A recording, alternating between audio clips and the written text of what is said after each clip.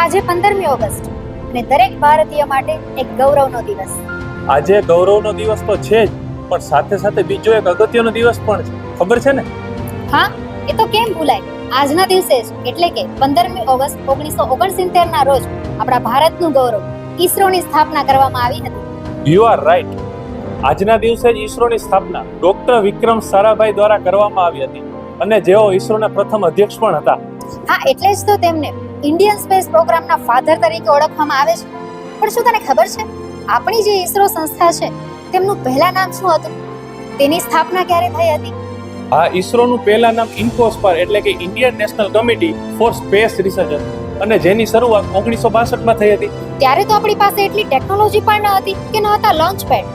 અને પછી આવ્યા ડોક્ટર વિક્રમ સારાભાઈ કે જેમણે કહ્યું કે જો આપણે અંતરિક્ષ પર રિસર્ચ નહીં કરીએ તો આપણે વિકાસમાં પાછળ રહી જઈશું. ખરું ને? બિલકુલ. ડોક્ટર વિક્રમ સારાભાઈ અને તેની ટીમને ખૂબ જ મહેનત કરી અને ત્યારબાદ આપણું ભારતનું પ્રથમ રોકેટ એટલે કે નાઇક અપાચે બન્યું અને તેનું સફળ પરીક્ષણ ખુંબા ગામેથી થયું. અને આ પરીક્ષણ કર્યા બાદ અંતરિક્ષ ક્ષેત્ર માટે ભારતના દ્વાર પણ ખુલી ગયા. અને પછી વર્ષ 1969 માં ઈસરોની સ્થાપના થઈ, જ્યાં શરૂઆતમાં આપણી પાસે પોતાના લોન્ચ વ્હીકલ પણ ન હતા.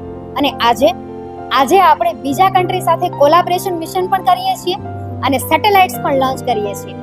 એટલે જ ચંદ્રયાન, મંગળયાન, આદિત્ય L1 આ બધું જ ડોક્ટર વિક્રમ સારાભાઈના વિઝન અને ઈસરો ટીમની મહેનતનું જ ફળ છે.